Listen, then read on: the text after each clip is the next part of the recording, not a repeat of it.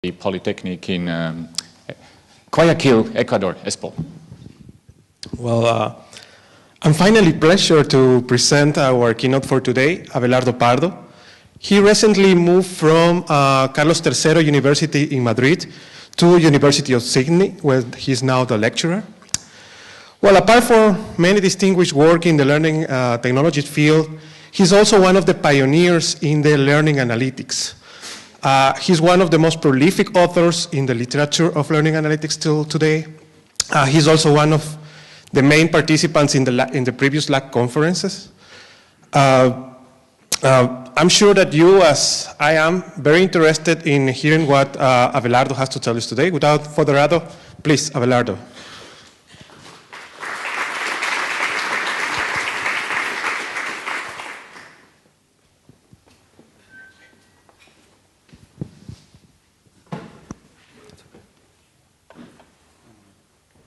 Can you hear me? Yeah.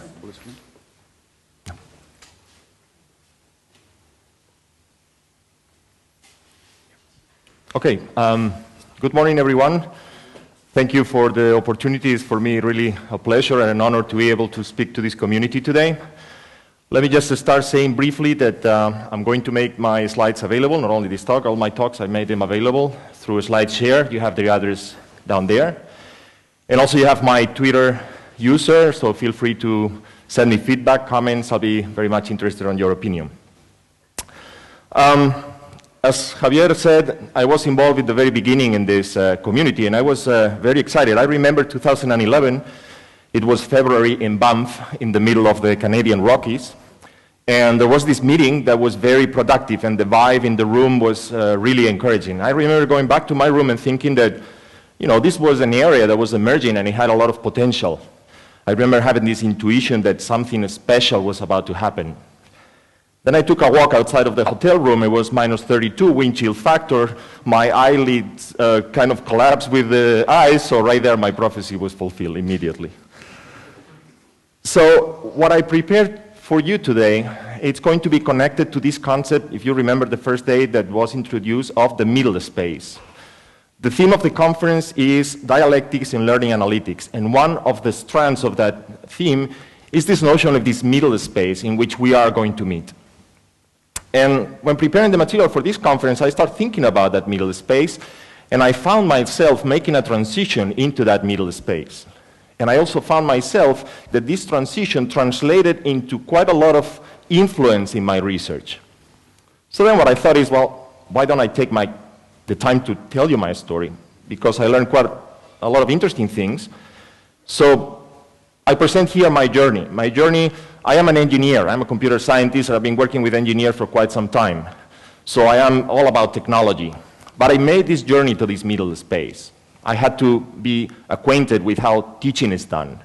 And I learned a lot of things in the process. So if you bear with me, I'll take you through this journey, and then I'll connect it finally to my research projects, because they have been heavily influenced by this transition. So I hope it is useful for you. So let's focus first in this middle space, and let me tell you my vision of that middle space, okay? Personal vision. So this middle space, I think, is connected with this notion of dialectics in which two opposite views, two opposite theories are combined in order to find some truth, and I think it's very powerful. So my view of this is the middle space. I see it like there is two islands, okay? One of them is closer to shore, closer to the mainland, and this is the island that I would call of the educational theory and practice. And let me just, you know, play a little bit and name the inhabitants of this island, the practitioners. And the practitioners live there, and they are all worried about how to improve their teaching, what is the most appropriate educational strategy, pedagogy. You more or less get an idea. So practitioners live in that island. Then there is this other island that is not so close to shore. It's the island of the tools. The inhabitants of that island, let me call them toolers, okay? The toolers, they are worried about algorithms and performance and heuristics and improving their computations. And learning analytics, I think it's sitting in this middle space, which I place it in the middle. I think it's a very good meeting point where technologists on one hand that are very expert on how algorithms are implemented, what kind of technologies are out there, need to talk or need to interact with the practitioners, and they have to meet in that middle space. So it's very much necessary, and I think most of the achievements of this area need to be connected with this middle space. That's my view. So the way I see it is learning analytics is actually tending or building a bridge, and I'm going to use this bridge analogy quite a lot in this talk. And this bridge is appear on this middle space out of two forces coming from the two islands that I just mentioned. From the point of view of the technology, learning analytics, it's based on this idea of how do I apply my tools to a real domain. I don't know about your opinion, but in my case, I've seen over the last 10, 13 years that I work in educational technology, an increasing pressure for technologists to make an impact on real scenarios. So this force coming from that side is increasing. We need to apply to real scenarios. But from the other side, not this one. From the other side, from the designers, we also have this force. We also have this aim at making sure that I gain as much insight in an educational environment as possible. This has always been there. But I think lately, we are suffering or we are experiencing some disruption in there. So the force to really understand what happens in a learning environment now is also increasing. And this bridge, I think, appears as a consequence of these forces. So the way I see learning analytics is actually an overarching technology. And this is why I like it so much. And this is why I feel comfortable and very excited about this middle space. Because it needs to connect tools, algorithms, performance, technology with educational design, theory and practice. And this connection has to be a little bit, needs to go beyond that. In fact, the way I see it, my vision is that it has to deploy some sort of bridge that provides very agile feedback between the two sides of the space, between the two islands. There has to be continuous information flow from technologists to educational practitioners and vice versa. And I think we are on our way to achieve that. And most of the articles and ideas that I've seen presented here, as well as in the previous editions, are more or less along that line. And I'm also very happy to hear the focus of the journal, which is, I think, somehow connected with this idea. So, again, what I'm going to tell you now, it's a little bit of my experience getting into that space. And as I said before, I'm an engineer. I know about algorithms. I did quite a lot of programming. I was involved in research in things like intelligent tutoring systems, IMS simple sequencing, that was everything but simple. Later, IMS learning design. So I spent quite a lot of time working in there. Now, what I'm going to tell you, and I hope you bear with me for a moment, is how did I discover the other island? How did I make that transition and really try to get acquainted with that side? And I gained a lot of insight, and that affected and shaped a lot my research. So you can say I am a tooler. 10, 12 years ago, I was really pushing tools to simplify, I thought, learning technology, or simplify education in general. But then all of a sudden I got captivated by the other side and said, look, I also have to teach. All the positions I've held so far, both the previous one that Javier mentioned in University Carlos III of Madrid, now in University of Sydney, I always found myself trying to find this balance between my technology for learning and my own teaching. And that connection was not there 10, 12 years ago. I used to work in these tools and then try to make some demos and some experiments, and then I would close that part and go to my classes and teach my classes. And that was kind of wrong. I had that feeling. There are a lot of ideas and even publications that suggest you the topics that are going to be hot in the next 10 years. They even give you timeline, in 5 years, and learning analytics has been there for quite some time. I'm going to do the opposite. I'm going to look back, and I'm going to share here with you, I'm in confession mode, so to speak, what was my view 10 years ago about technology. And I'm ready to claim that was not the right one, but that was my view. Knobs all over the place. I was crazy about doing all these sophisticated tools that had so many configuration parameters. They were great. And from my point of view as an engineer, the more knobs you put there, the more configuration you're capable of doing, the more powerful the tool was. That was my view back then. And it was wrong, because then I faced countless difficulties trying to convince practitioners to say, look, you have all these knobs here. I think most of the audience knows what I'm talking about, right? Now, my view of teaching, which is the important one, my view of teaching was also kind of slanted. I was focusing on my classes to make sure that I delivered the best classes possible. I was focusing on the best analogies, the best examples, always around my topic. So let me use this term that I learned recently. I was topic intoxicated.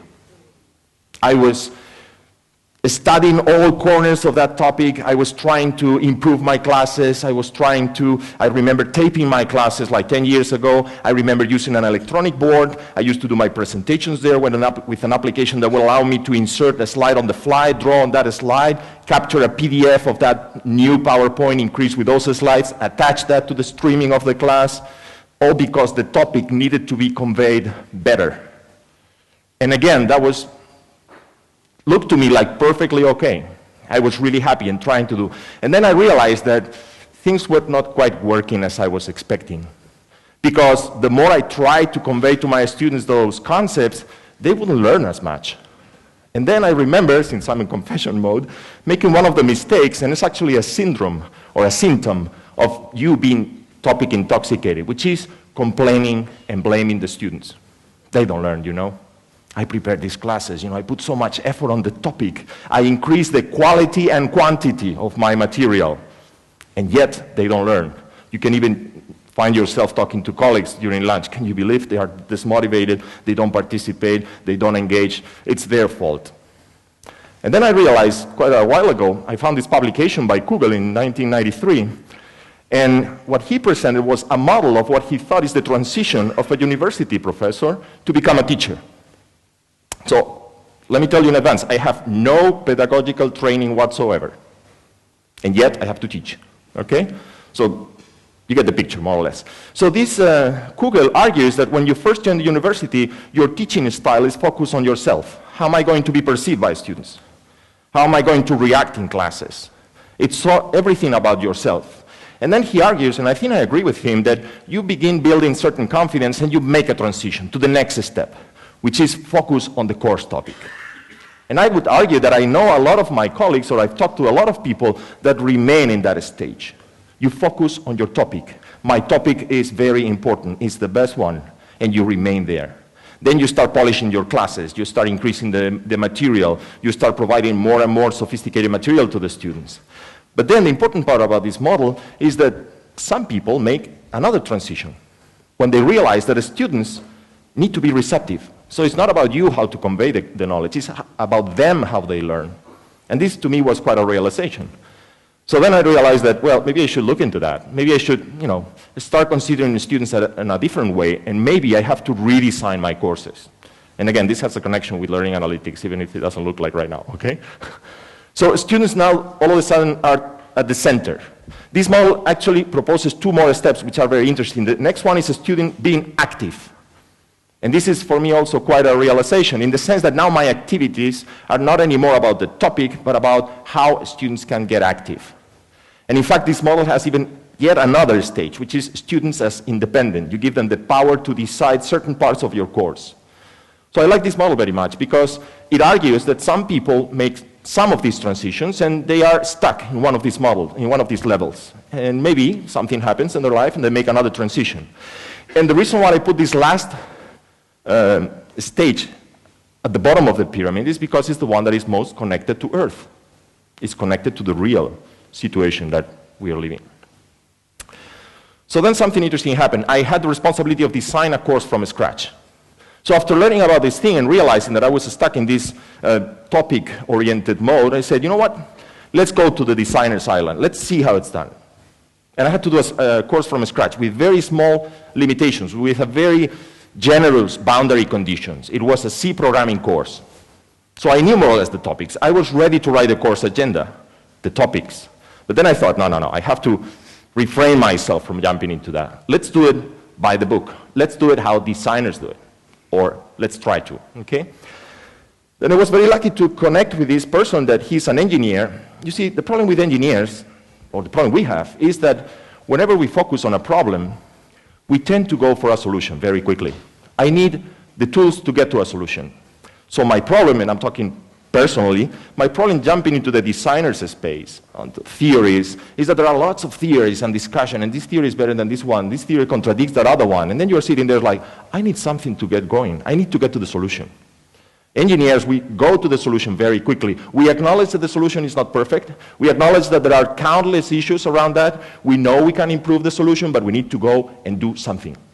So that was a bit tricky for me, jumping on that space and try to organize theories, behaviorism, constructivism, one is better than the other, no, the other is better than this one. It was really confusing. So finally, I found this document. Unfortunately, it's not published. It's basically mostly a verbal communication with this engineer that told me, look, I know how I can give you certain basic steps that will help you navigate through that mess, because I did it myself before.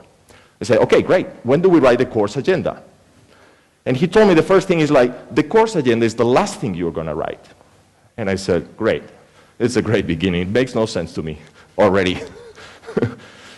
So the first step, in fact, what this person told me is like, focus on the program objectives. And you're like, oh, yeah, I remember program objectives. They are somewhere.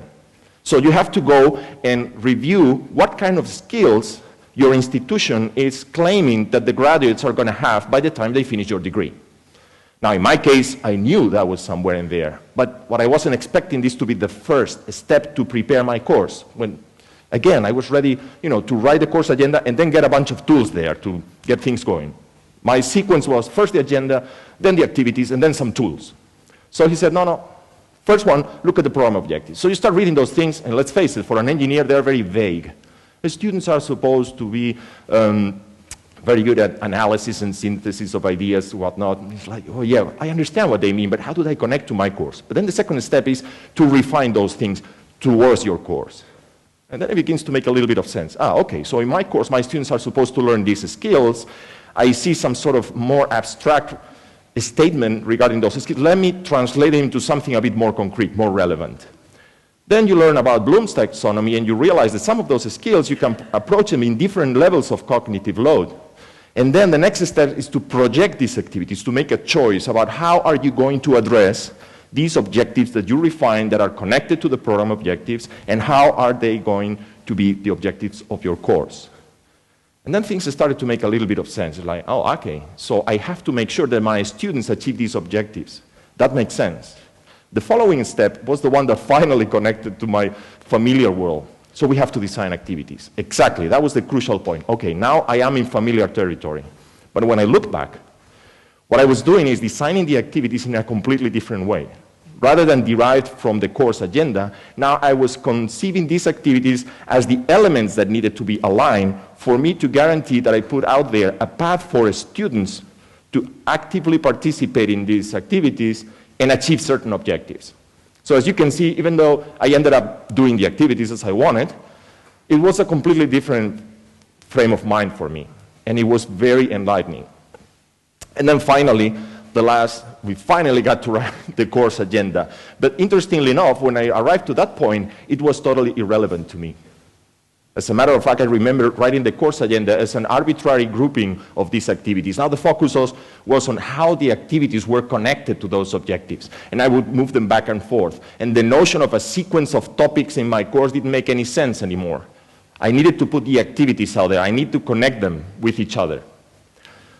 And then I began also to understand, I read an article, it was a month ago, why most of academics, they laugh about these learning objectives things. They consider them a complete and total waste of time. And now I understand why. It's because they look at this process upside down.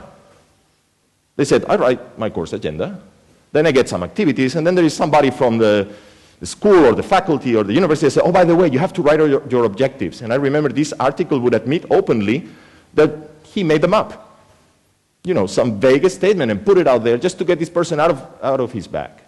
But now I understand why. If you look at this process upside down, it makes no sense to write those objectives. Once you have the course agenda and design activities, that's it. So in my case, I found myself working on the design activities and trying to connect them to those objectives as explicitly as possible. To be entirely honest with you, I still had this idea in the back of my mind, this notion that we are doing this thing upside down. This is wrong. This should be the other way around. So the result is probably something like this. Okay? But I kept going. I made this leap of faith and said, no. I promised myself I would do it. Let's do it. So the result was that I was focusing mainly on the activities. And then, as soon as I started designing the activities appeared to me as a collection of bricks that needed to be put together to create a structure. And that structure was going to be used by students to then traverse that path and achieve the objectives that I so carefully refined from the program. So then, my course became to me like a bridge.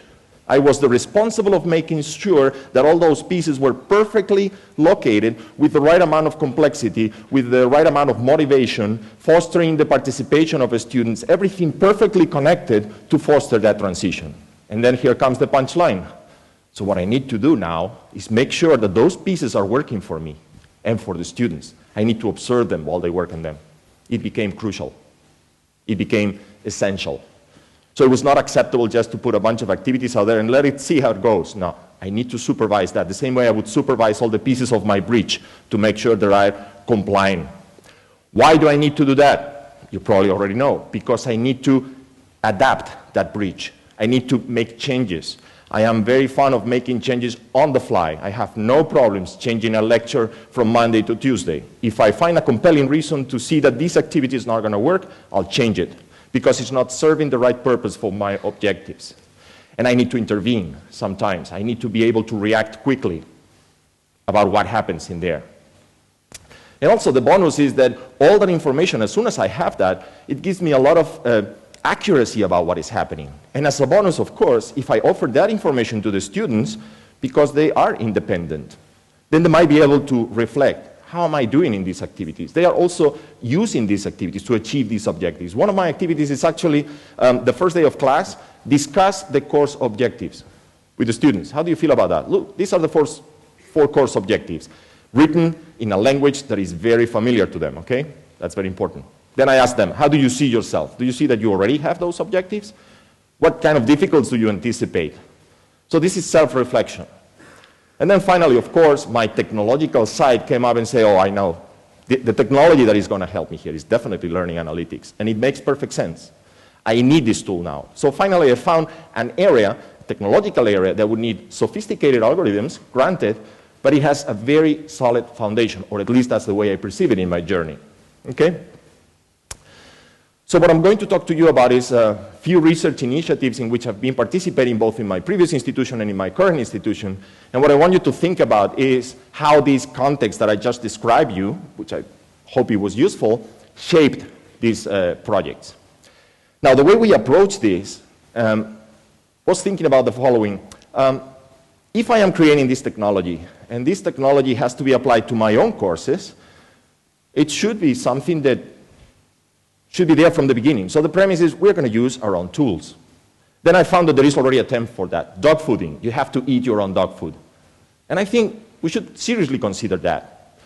I read not a while ago that Google, the people working at Google, working on Android, of course they have mobile phones, of course they run Android, but they run the version of the operating system that is about to be released outside. In other words, if the phone freezes, it freezes first in the hands of the person responsible of its design, which I think is a great idea. There is a lot of value in doing that. And again, as I said before, it wasn't the case for me 10 years ago. But on the other hand, you have to keep another eye open. You have to maximize the impact. So do not restrict only to use the technology in your own classes, but then you have to, from there, jump again and make sure that you deploy this at a wider audience. So one of the first observations we came up with a couple of years ago is like, okay, if we focus on these activities, if our center of the whole story is the activity, the first realization is that most of the activities occur outside of the LMS. The LMS is a meeting point that eventually you make your students stop by and do something in there.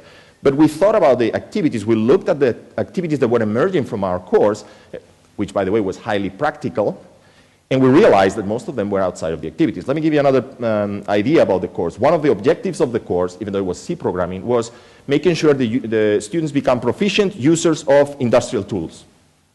Why did I come up with that objective? Because some reference was up there in the program objective. So your graduates are supposed to go out there and say, yeah, I know how to manipulate this type of tools.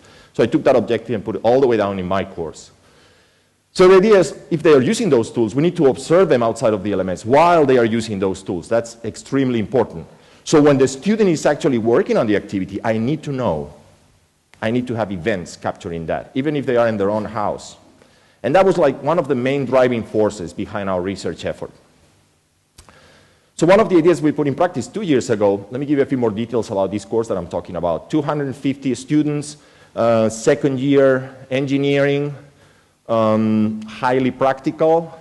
We meet twice a week, one for a lecture, another one for a lab. They work in teams. We also took this objective from the program objective, saying they are supposed to know how to work collaboratively. Boop, all the way down. Projects in groups of 4, 5, which are designed by the teaching staff. The teaching staff makes the groups. And what we did is we provide them with this virtual appliance, a virtual machine, which is basically, to make it a very quick explanation, a 3-4 gigabyte file that you install in your computer. You install a virtualizer, double click on a file we give you, and a new desktop appears, the one I'm seeing right there. It's a new desktop, and if you maximize the window, you have another computer running on top of your computer with its own file system, its own internet connection, its own wireless, Bluetooth, USB, you name it. But it's running on your personal computer.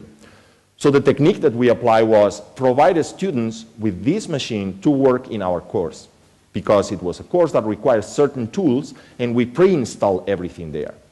So the big interesting thing for the students is that, oh, they give me everything configured, and I'm going to put it on my own computer. That's great. In exchange, we are collecting a lot of information about how students behave in there. So this is one of the most important slides that I have in my talk. Certain tools that we previously selected that we think they are important for the development of the students in the course are pre-installed in that virtual space, in that virtual machine, which, by the way, shares your computer, your personal computer, with a bunch of other tools. We instrumented each and every one of them. And by instrumenting, what I mean is that they record the way they are being used with a timestamp. And then in order to collect that data, what we did was but our students had to submit fairly frequently certain documents back to our servers, either to the tutor, instructor, or even the rest of the teammates. So you can see more or less how the pieces fit together. Now, my activity would say, go off, read this document, open this file, do this procedure, and then send a report back to your teammates. So eventually, the information would leave the personal computer and travel to our server. Now, we instrumented that communication tool as well, and not only the document would travel, but also all the events collected during the process, which means we didn't have a 100% real-time observation of the environment. We would have these events whenever they make that transfer. But it was easier, and it was an option, a design option that we chose, but we already know how to work around that limitation and have some alternatives. So let me tell you now what came out of that, what kind of data we collected and what kind of experiments we ran.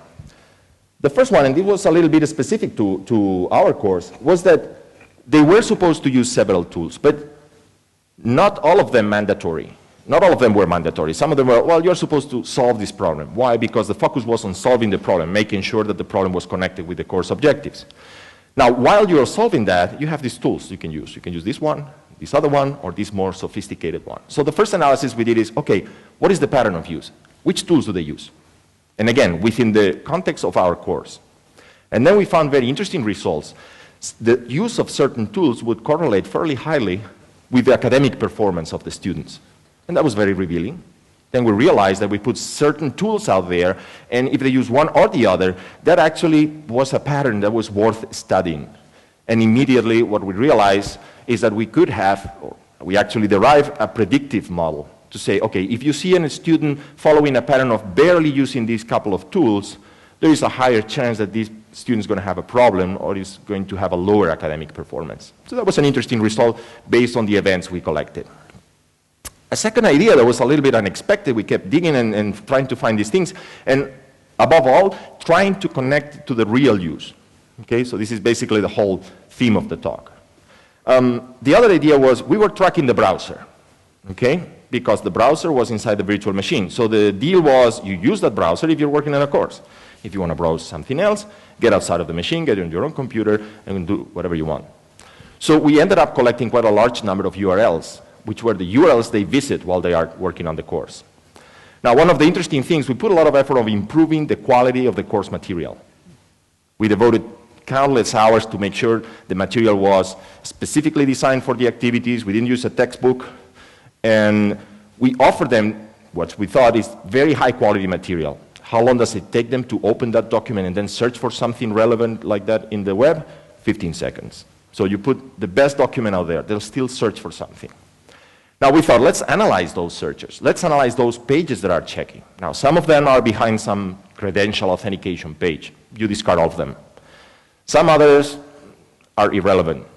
and some others contain interesting material for the course. So what we did is we took all of them, fetched the content, and then applied conventional search engine technology. We analyzed the text, we captured the most frequent terms, and then we created a representation of those documents browsed by the students, and we applied exactly the same to the course notes. So we have the most relevant terms in the course notes, and then we apply a distance. So we ended up selecting automatically, took a while because it's a computationally expensive procedure, but we ended up detecting the most relevant documents that the students browse while working on the activity. So what we did with that was collect those documents, go back to the instructor and say, are these documents meaningful or relevant for the course? And we got the answer, yes, they were. Okay? And we stop at that, but the two possible venues is take those documents and either wait for the confirmation of the teaching staff saying, yes, please go ahead and publish them, or automatically creating a related information panel on your LMS and relay all those back automatically to the students. That was also very, very interesting. Another idea that we looked into was that, yeah, we have a lot of events, but in fact, what we want to take a look was sequence of events and try to connect them with the activity. So while the students are working on that activity, the most common sequence of steps is this one. So we created a couple of algorithms and detected those patterns, and then we related these back to the instructors. And they found it also very useful because my activity, which I thought it would work in a specific way, now this sequence of steps is telling me that it's not working as I expected. I need to do something about it, which is as simple as, you know, writing a post in the forum saying, okay, I am detecting that you are all making this mistake of considering this aspect, which is not supposed to be considered. Pay attention to that.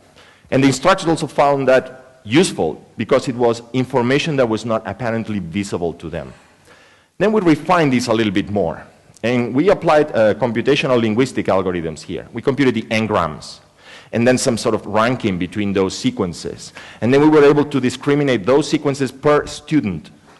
So then we would have a correlation between what kind of key actions represent the behavior of this student in this activity and the academic performance. And then we would still be able to argue that the higher performing students have certain key actions that characterize their steps on that activity. And if the other students are not getting to that type of key actions, then there is something you should look into.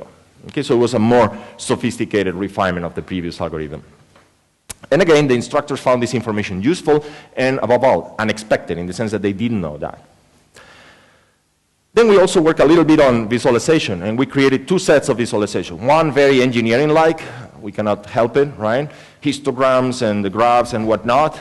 And then we realized, no, let's get connected back to the ground again. And let's talk about what do you need to know from the point of view of the instructor. So we generated visualizations that will relay immediately to the tutor the 5 highest performing students and the 5 lowest performing students, in a way that you know that in advance, and maybe you can talk to them directly after class. So how did it go today? Because you know they are struggling. Or maybe you count on the high-performing students, say, by the way, would you mind posting the solution of your exercise in the forum? And you know who they are immediately. So that's a much more helpful visualization. Another visualization we did was a dashboard in which all these activities, where the events we were collecting, were put together in a snapshot and showed, in this case, to the instructor. We didn't manage to go all the way down to show them to the students. That's kind of like a pending issue. Then another idea we tried out, this is that simple, but it gives you useful information. It's that simple because it relies on the course notes being written in HTML. And you do something very simple. You just embed some multiple choice questions over there. Now the key point is that you don't make the students click on a link to go to the assessment center, and then the assessment center choose the assessment, it's worth 10 points out of 100. It's like, oh, no. In the same page, right there, you have a few questions. Feel free to answer them. We just mentioned the course notes have some embedded questions there. Do whatever you want. Okay?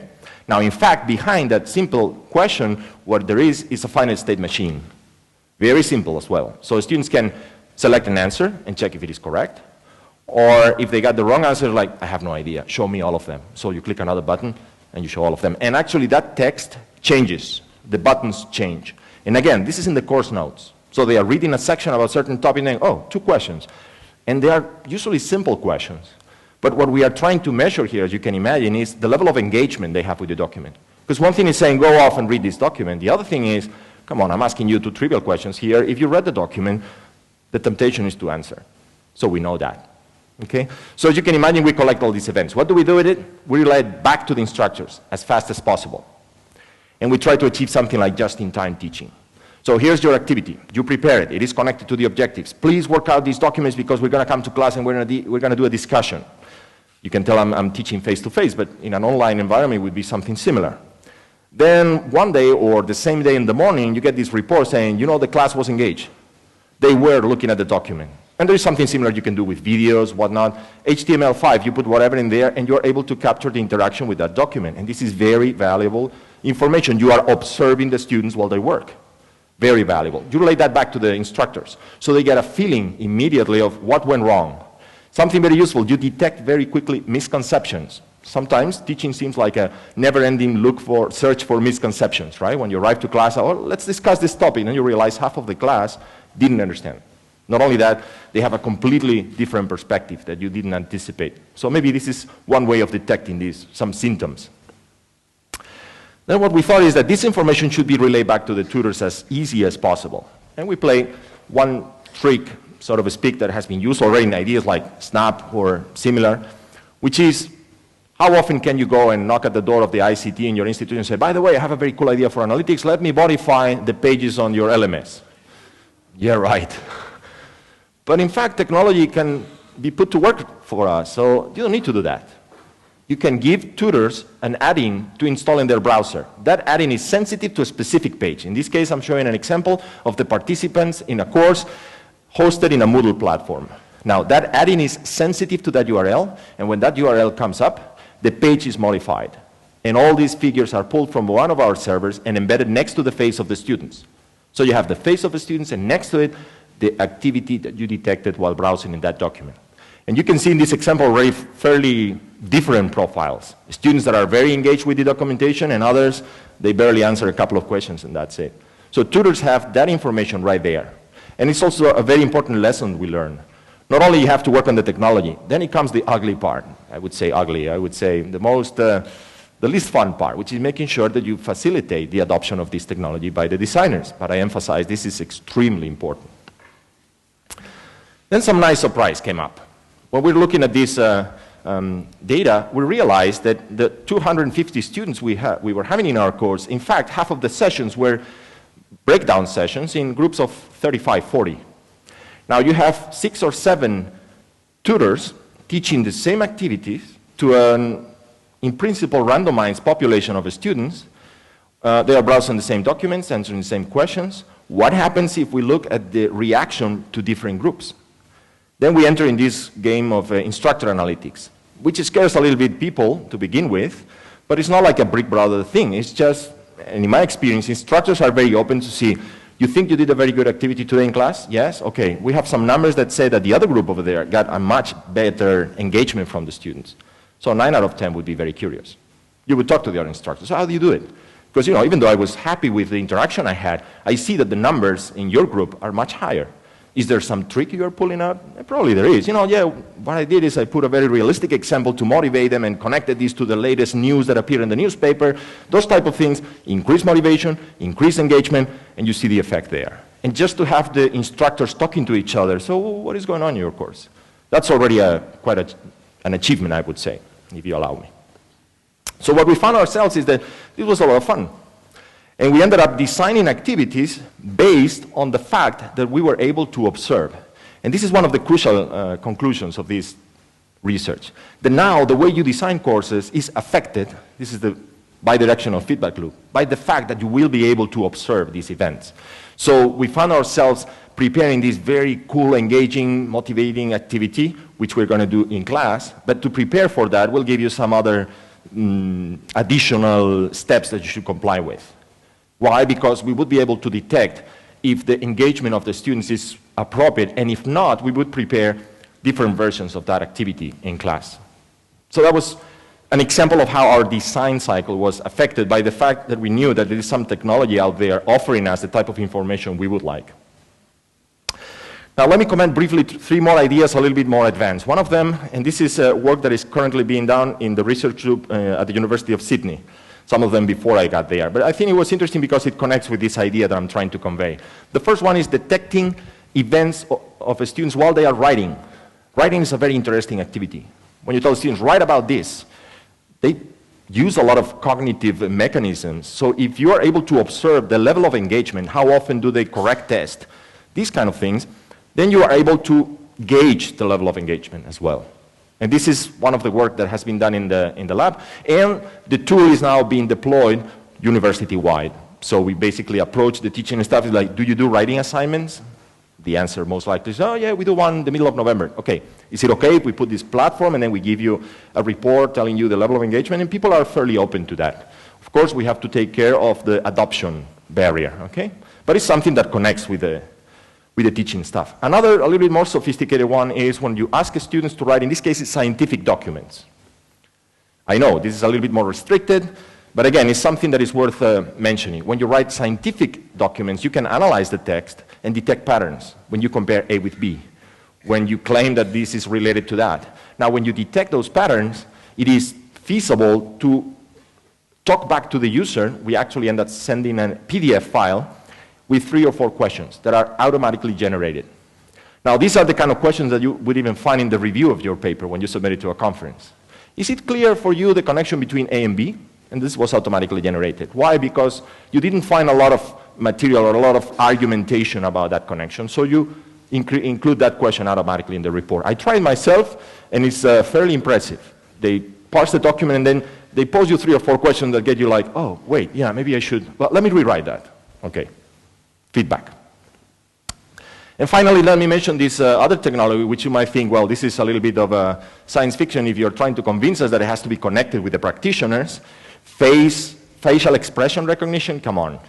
But in fact, it's not that far away. We're already having some applications with Microsoft Kinect that detect your face. Actually, there was another article a few days ago that the application was actually using Microsoft Kinect, will tell you if you're depressed with 90% accuracy. This is feasible. The algorithms are becoming more efficient. The technology is becoming much more approachable by practitioners, and therefore, you know, if you ask your students to visualize a video, and they don't mind, of course, being recorded, let's leave all the ethical issues aside, then you might get also a level of engagement. And the initial results we're having are very encouraging in that regard. So, all this collection of ideas, maybe they're a little bit of overwhelming, but I'll be more than happy to discuss details, technical details, or know your opinion about that. And for that, very appropriately, the organizers anticipated this session afterwards, so I'll be more than happy to answer any questions you might have. So let me go back to the initial idea of this middle space. So I hope by now I convince you that there is a lot of value of forcing yourself to remain on that middle space, specifically for learning analytics. Let me conclude with some sort of like declaration, if you will. And I'm going to use this scene from The Matrix. I'm sure most of the audience saw the movie. We have the main character, Neo.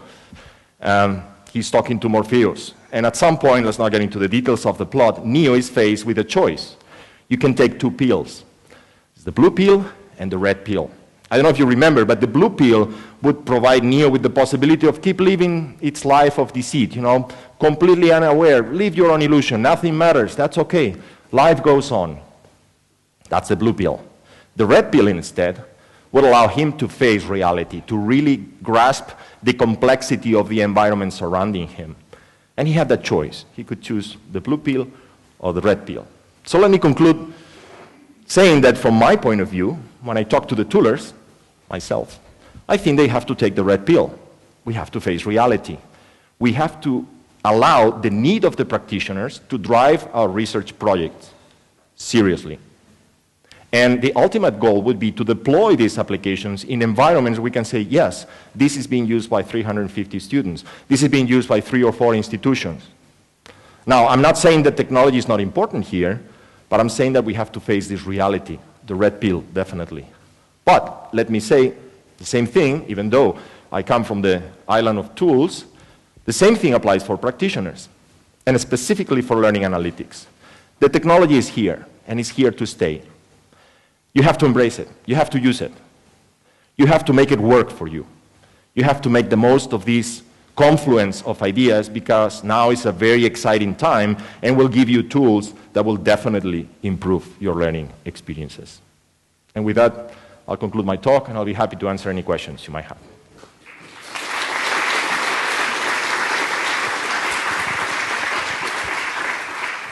Thank you, Abelardo. I think we have some minutes for some questions in the plenary. After, we will have an hour complete for more questions direct to Abelardo. So, do you have any question?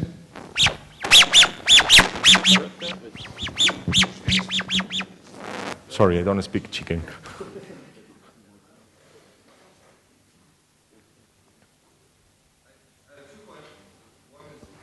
Did you bring your own microphone?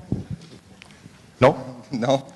Okay, my other question is, what problems did you have with the virtual machine? Was it just wonderful? I mean, what are the limitations? You mentioned briefly that, you know, it connects pretty well with the hardware. Okay. It's a pretty interesting platform. Just a few more comments on it. Very appropriate question.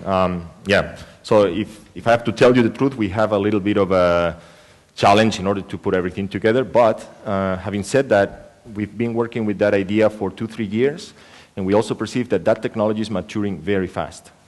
Actually, virtual machines are already used by ICT departments to provide servers and things like that. Now, the fact that you put them in the student's computer gives you a little bit of a headache to configure, make sure that everything goes okay. But over the 3 years, we saw a significant decline of those types of events, or those types of complications. So the last year was fairly straightforward. They download the machine, they install it, and then they are able to work and open and close. The main idea behind that as well is you need a certain amount of computational power.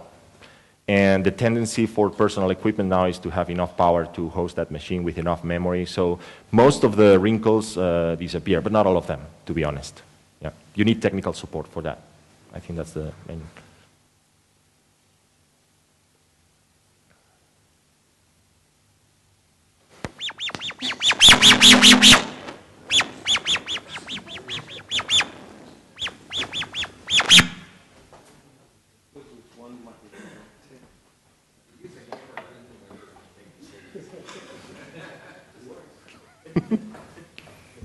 Okay, thanks, Abelardo. That was a really interesting talk. When you're talking about the middle space, you were talking about the teachers and the developers. I was just wondering where you felt students sat in that middle space and how they can affect both practitioners and the tool developers. Okay, and could they be, you know, a really effective agent that we're perhaps not looking at enough just now? Okay, yeah, that's a very, very appropriate question as well. The way I see it is the students are basically the reason to be in that middle space. Now, I didn't portray them as an entity there because it's more like the end result. You have to organize this collaboration in order to then connect to the students. And the presence of this collective is more obvious when you design the activities. The fact that you reorganize your methodology to make sure you address the objectives to them, you collect the feedback. Another thing that we use, I didn't describe here, these methods to collect feedback from them very quickly. For example, we have this idea of saying, because 9 out of 10 professors that I know, they overprogram the activities, you know? So we force ourselves to put an estimated dedication time for the activity. So that would go up in the HTML page, and we would ask the student, how long did it take you to solve this activity? So that would collect a lot of information and raise a flag very quickly saying, oh, look, we thought half an hour was enough, and 90% of the students are devoting an hour and a half. So to answer your question, they are there. The fact that I didn't depict them here and is basically one other entity with which you have to communicate very quickly and get feedback very quickly in order to adapt these activities. I was just wondering if you're noticing as students are getting used to having more of this kind of feedback, a more targeted feedback, are they actually driving more, say, instructors to actually look at these kind of tools if it's happening in one class and not happening in the other? Is that, again, something that we're maybe missing out on, or you know, it can be, we can really enhance, or we can use to promote the idea of learning analytics as well? Definitely. This fluid channel with the students is something that unfortunately they are not used to in general, or at least that's my perception. But as soon as you start presenting them these vehicles, then you start getting a lot of information. So my perception there would be there is a lot of potential to exploit that channel. And I think the students are ready to really embrace it, and some other initiatives that have been presented not only in this conference but in other places, they go in the same direction. As soon as you provide that information to students, they relay back to you. You establish a dialogue, that's for sure. Hello, thank you for a wonderful presentation. I have a question about the scaling of these tools across a department, a university. Could you speak a little bit about the adoption of these tools among the faculty? Okay. From the point of view of technology, the scalability, I think, is something not to worry too much. We encounter certain bumps along the road, but nothing that couldn't be solved with some appropriate techniques, especially when handling the database with all the collected events. So that can be taken care of, and at the level of a department or even at the level of an institution, it's a matter of enough computational resources. That shouldn't be a problem. Adoption by the teaching staff is a different story. One of the connections that I didn't elaborate too much is that we are perceiving that we need to engage the teaching staff at the point of them creating the course material. That's one of the main hookups, if you think. So it's not enough to say, give me your PowerPoint, give me your Microsoft Word, we'll do some analytics out of it. If you really want to go to the moon, you should jump into a rocket. You cannot go by bicycle. So you have to embrace HTML, you have to embrace the use of these tools, you have to explore also additional tools out there, and then start creating material in order that it's easy for us to accommodate. I was giving a talk recently at UTS there at Sydney, and when I proposed this scheme of embedding the questions, very quickly somebody in the audience said, yeah, but that needs to be done not by the instructor, but by somebody else, and said, yeah, you need some authoring support. But then I was happy because this person said, okay, yeah, that's not a problem. We're already giving them support.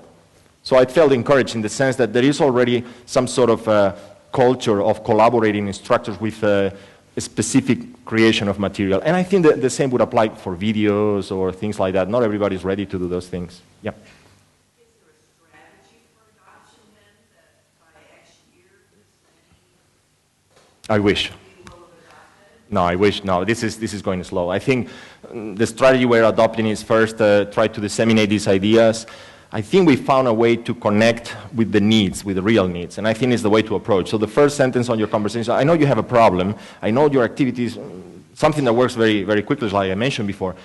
Do your students get engaged with your activities? Oh no, it's a disaster, you know, I don't know what to do. Okay, so you start working from there. Would you like to have some information? Wouldn't it be great to see if your students are reading the course notes? And we're working from there, but we don't have a strategy, a formal strategy for full deployment. Maybe in 2-3 years, I hope. Okay, one last question for this session then.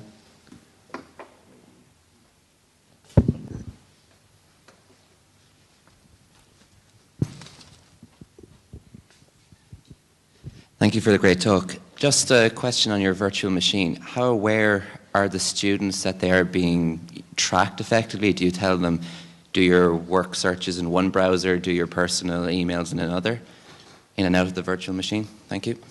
That's a very good question. Thank you for asking. We try to adopt the most transparent paradigm in that sense. So the screen capture you're seeing there of the virtual appliance, you can also program the virtual appliance to start with a certain application open, so that's the browser, showing a specific document, which is a document in which we explain in a very simple terms what we are tracking, why are we tracking it, and how you disable it. Very strict, okay? And if they open the virtual machine 15 times, that page appears 15 times. So the way we approach that is, okay, this is going to be sensitive. Now, if you rely on students as being independent, they will take their own decisions. The other thing that we came to terms with is that if half of the audience decides to disable this thing, so be it. We'll have to adapt. We have to adapt to them, not them to us. Okay, so the idea is very powerful. I'm going to collect a lot of information.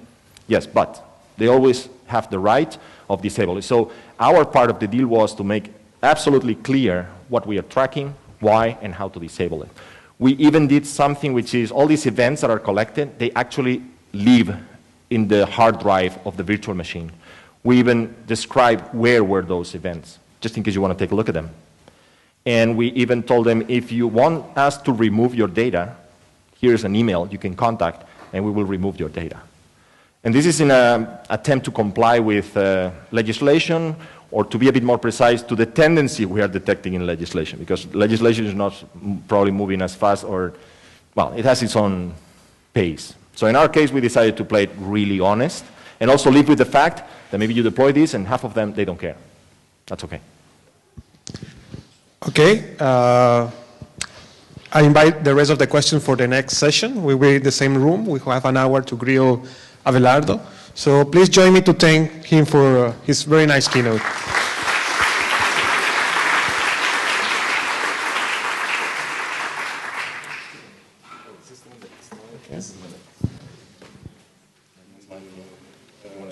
I have to